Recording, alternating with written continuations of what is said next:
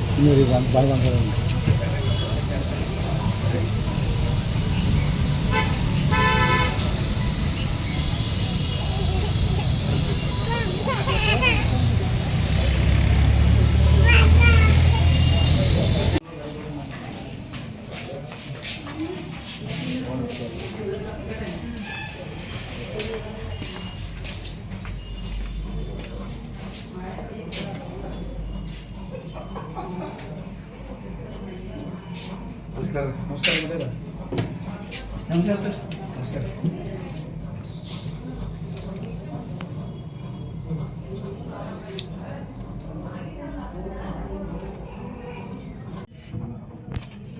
ಮಾಡ್ತೀನಿ.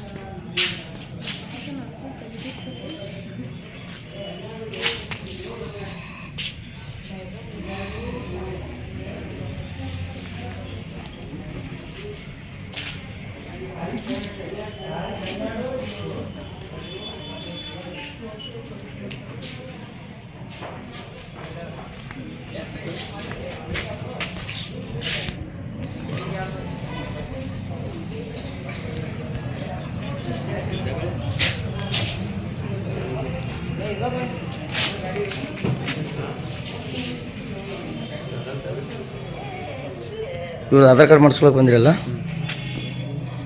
ಇಲ್ಲಿ ಎದಕ್ಕೆ ಬಂದಿರಿ ಸರ್? ಆಧಾರ್ ಕಾರ್ಡ್ ಮಾಡಿಸ್ಲೋ ಮಗುಗೆ ವಯಸ್ಸು ಎಟ್ರಿ? ಈಗ 2 ವರ್ಷನ ಹೋಗಿ 2 ವರ್ಷ ಮುಗಿದಿಲ್ಲ. ಓಕೆ, ಯಾವ್ರು ಸರ್ ನಿಮ್ಮದು? ಎಂಕಚ್ರಿ ಅಂಕಚಿ ಆಧಾರ್ ಕಾರ್ಡ್ ಐತೆ ಸರ್ ಅವ್ರದ್ದು? ಈಗ ರೀ ಸರ್ ನಮ್ಗೆ ಬರ್ತ್ ಸರ್ಟಿಫಿಕೇಟ್ ತೊಗೊಂಬಾನರಿ ನಮ್ದು ಡಿಜಿಟಲ್ ಇಲ್ರಿ, ಮತ್ತು ಈಗ ಡಿಜಿಟಲ್ ಕೊಡ್ತಾರೆ ರೀ. ಹಂಗೆ ನೋಡಿದ್ವಿ ಯಾರು ಸರ್ ಡಿಜಿಟಲ್ ಇಲ್ರಿ ನಮ್ದು. ಈಗ ಸಾದಾ ಬರ್ತ್ ಸರ್ಟಿಫಿಕೇಟ್ ಐತ್ರಿ, ಅದ್ರ ಮ್ಯಾಗ ಮಾಡಿಕೊಡುವಾರ್ಯಾರ ಡಿಜಿಟಲ್ ಕೇಳತ್ತಾರ. ಈಗ ಅದ್ರ ದಶಿಂದ 2 ತಿಂಗಳು ಆಯ್ತು ಅರ್ಜಿ ಕೊಟ್ಟು ಈಗ ಸಾದಾ ಬಂದೈತ್ರಿ ನಾವು. ಸಾದಾ ಬಂದೈತೆ ರೀ. ಹಾಂ, ಯಾರ್ದು ಆಧಾರ್ ಕಾರ್ಡ್ ಮಾಡಿಸ್ಕೊಳಕ್ಕೆ ಬಂದಿರಿ ಇಲ್ಲಿ ನೀವು? ನಮ್ದು ರೀ. ನಿಮ್ದು ರೀ? ಹಾಂ, ಯಾಕೆ ಮೊದಲು ನಿಮ್ದು ಆಧಾರ್ ಕಾರ್ಡ್ ಇದ್ದಿದ್ದಿಲ್ಲ ರೀ? ಆಧಾರ್ ಕಾರ್ಡ್ದಾಗ ಜನ್ಮ ತಾರೀಕು ತೆಪ್ಪೈತ್ರಿ ನಾನು. ಜನನ ತಾರೀಕು ತಪ್ಪೈತೆ ರೀ. ಹ್ಞೂ, ನಿಮ್ಮ ಜನನ ಎಲ್ಲಾಗೈತೆ ಸರ್? ಜನನ ಸಿದ್ದೇವಡಿಯಾಗ. ಅದ್ರ ಜನ್ಮ ದಾಖಲೆ ಐತ್ರಿ ಸರ್ ನಿಮ್ಮ ಹತ್ರ? ಈಗ ಕುಡ್ತನಂದಾರ ಸರ್ವ ಸಾದಾ ರೀ. ಸಾದಾ ಕೊಡ್ತಾನ ತಂದಾರ ರೀ. ಅದ್ರಾಗ ತೆಪ್ಪಿತ್ರಿ ಕರ್ಸಿದ್ದ ನಾಗೇಶ್ ಮಾಡ್ಸೇನ್ರಿ. ಹಾಂ ರೀ. ಅದ್ರ ಮ್ಯಾಗ ಮಾಡಿ ಕೊಡ್ದಲ್ತಾರ ರೀ ಅವ್ರು. ಮಾಡ್ಕೊಡು. ಡಿಜಿಟಲ್ ತೊಗೊಂಬಾತಾರ. ಡಿಜಿಟಲ್ ಅಲ್ಲಿ ರೆಕಾರ್ಡ್ರಾಗ ಯಾವ ಜನ್ಮ ದಾಖಲೆ ಸಿಗುತ್ತೆ ತಿಳಿತ್ರಿ? ಜನ್ಮ ದಾಖಲೆ ಜನ್ಮ ದಾಖಲೆ ಕೊಡ್ತನಂದಾರ ಈಗ. ಕೊಡ್ತಾನಂದ್ರೆ ಮೊದಲಿಂದ ಒಂದು ಜನ್ಮ ದಾಖಲೆ ಐತ್ರಿ ನಿಮ್ಮ ಹತ್ರ? ಐತ್ರಿ.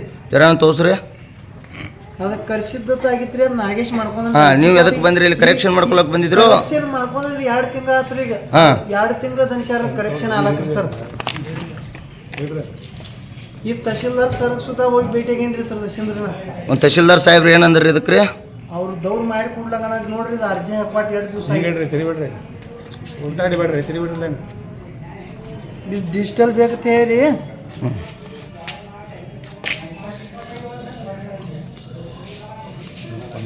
ಈಗ ಮತ್ತೆ ಸಾಧಾರಣ ಬಂದೈತ್ರಿ ನಮ್ಮ ಸರ್.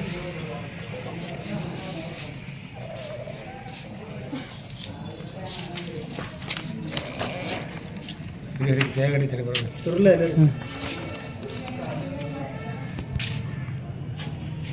ಈಗ ಕೊಡ್ತೀನಿ ಅಂದಾರ ಇವತ್ತು ರೀ. ಖರೆ ಅದು ಮತ್ತೆ ಇವ್ರು ಮಾಡೋಲತ್ತಾರ ಹತ್ರ ಮ್ಯಾಗ.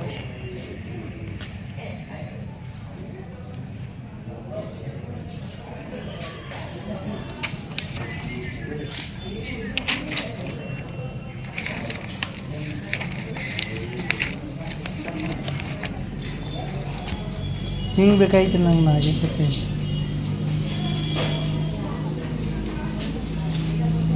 ಒಂದು ಸಾಲಿ 15 ಆಗಿಲ್ಲ ಸರ್.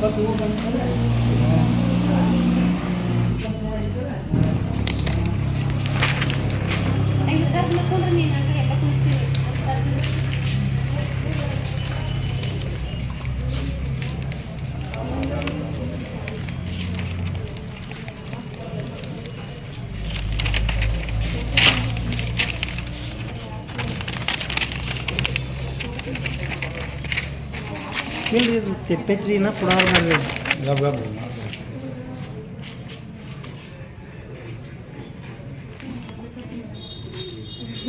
ಇದು ಕರ್ಸಿದ್ದಾಗಿತ್ತು ರೀ, ಮಾಡಿ ಸೈ ಮಾಡಿ ಅಂತ.